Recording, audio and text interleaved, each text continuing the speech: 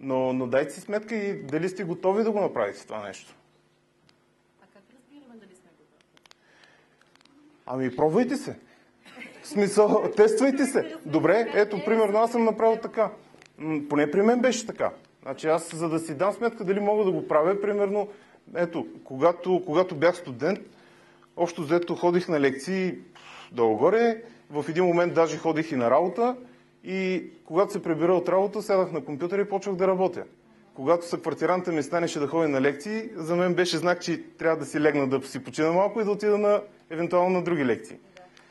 И знаех, че имам волята да го направя това нещо. Тоест мога да вложа всичко от себе си, за да го постигна. Мога да, ако трябва да не спа, мога да се лиша от много неща, за да постигна целта си. Това е начинът, по който аз разбрах дали мога да го направя, защото идеи много, да, хубаво, но какво от това? Вече той е като с майчинството, бе. Аз, когато родих първото си дете, да не мисли, че съм била готова да стана майка. Така е. Така и с бизнеса. Определено. Започваш, правиш го, изгаряш в него и по пътя разбираш. Това казвам, че трябва да си вложиш изцяло на 100%, но ако те си дадат някаква сметка за това, дали са готови да го направят, значи има хора, познавам хора, които си казват, които още преди да се захванали с каквото и да било, казват, не. Аз си знам в петък дискотеката, в събота съм на риба и така нататък. Не ме занимай се с някакви клиенти, някакви неща, които трябва да се направят или някакви задачи. Да, списъка в офиса е примерно с 300 задачи, човека си хваща чоколата, както се казва, и си тръгва. Аз поне не съм такъв човек. Поне знам, че ще направя и то. Това е до някъде да си дадат някакъв отговор на въпроса дали са достатъчно отговорни, защото ако нямат усещането, че могат да го направят това нещо, няма никакъв смисъл да се захващат. Поне според мен. Оттам нататък по отношение на идеята ви, доколко е добра, доколко не е добра, вие ще я направите такава или не. Защото за една идея за вас може да е страхотна, за мен да не е чак толкова страхотна, вие да виждате потенциал, аз да не виждам потенциал, това няма никакво значение. Важното е, и ако вие сте готови да я реализирате, значи нещата могат да се получат, но може и да не се получат. То, преди да започнете, както каза Милена, няма как да знаете дали ще стане. Но все пак помислете. Другото важно нещо, освен на идеята ви, другото важно нещо е екипа.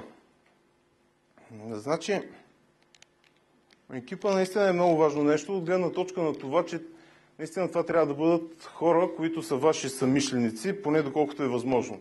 Никой няма да споделя идеята с вас поне толкова, колкото вие виждате, защото все пак вие сте инициатора, но ако успеете да ги запалите, работете с такива хора. Аз специално никога не съм търсил, както ви казах, партньора ми беше човек, който споделяше идеята. Когато обсъдихме идеята, когато решавахме дали да започнем или не, това ми харесваше, че той подкрепеше идеята и беше готов да работи за нея. Да, не е професионалист, не е програмист, не е човека, който може би щеше да ми бъде най-много от полза, но за този момент той беше най-полезният човек. Той ми трябваше. Оттам нататък вече подбирайте си хората, както каза Сребрин, така малко по сърце. Защото в много случаи, поне аз така си мисля, че дори да вземете най-големия специалист, не точно програмист, най-големия специалист в своята област, не винаги той пасва най-точно на екипа. И ако имате 10 човека екип и да вкарате вълка в кошарата и разбиете целият екип заради това, само защото той е много голям специалист, може би не си заслужава. Така че, мисля, че хората трябва да бъдат много внимателно подбирани, както и партньорите, с които ще работите, разбира се, защото партньора, който е готов да работи с вас за идеята, да дърпате заедно фирмата или начинанието напред, така както може да я дърпа напред, така може да я дърпа и назад. И има много такива случаи. Да се надявам, че вие няма да имате такива случаи. Сега, дали може да се провалим? Разбира се, че може. По всяко време може да се провалим. Това, че дали сте започнали от преди 1 месец или преди 7 години или преди 10 години, винаги може да се провалите. Но пък от друга страна, какво означава да си провал? Да провалите идеята. Има понякога такива моменти, в които с течение на обстоятелствата, не че това е оправдание, но с течение на обстоятелствата ще затрудняват дейността ви. Това, което правите, в някои моменти ще се питате, добре, заслужава ли се всичко това?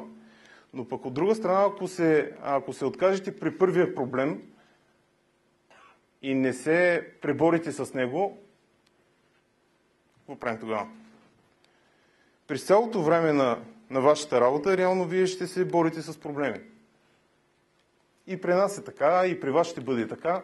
Просто има някакъв проблем, вие трябва да го решите. Аз думичката проблем не я разглеждам като нещо толкова лошо, защото за мен това е задачата. Значи има нещо, което трябва да решим.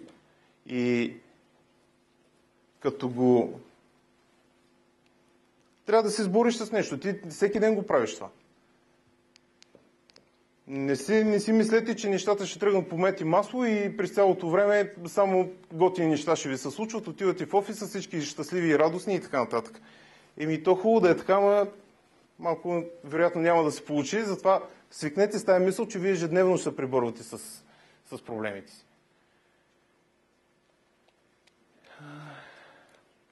Общо взето това е с няколко думи. Аз бях приготвил някаква презентация, но няма да я върта тук. Предпочитам да ви оставя малко повече време за въпроси, защото виждам, че така в аудиторията има доста въпроси, на които търсите отговора. Затова ще се радвам, ако аз мога да ви дам част от тях. Така че ще се радвам да има въпроси. Въпроси? Какви са продукти, които продават?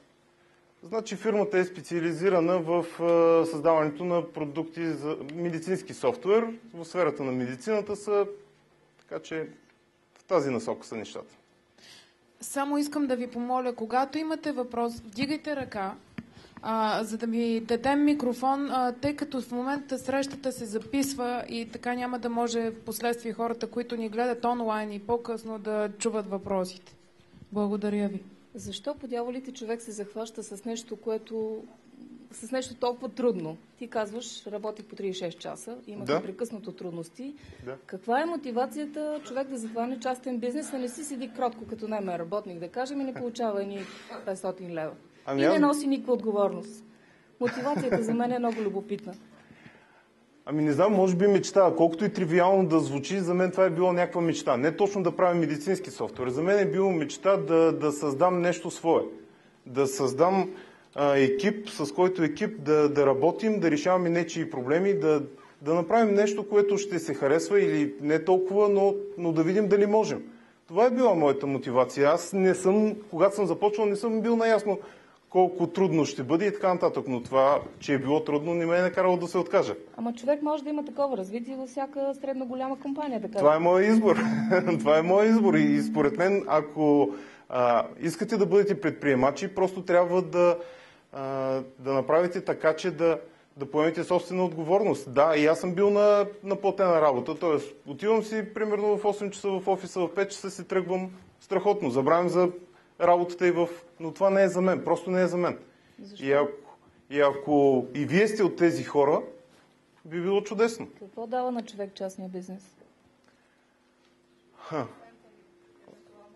Пари не знам доколко дава. Не винаги дава пари. По-скоро би могло да ви даде някакво удовлетворение. Удовлетворение от това да направите нещо хубаво, нещо, което да се харесва. Удовлетворение за това да отидете при видите, че той ви изпраща с благодарност, а не с това само, че да останете с чувството, че просто на този човек насила му взех парите. Поне моята философия не е такава. Искам да имам доволни клиенти, които до година пак да бъдат при мен. И това ми носи удовлетворението.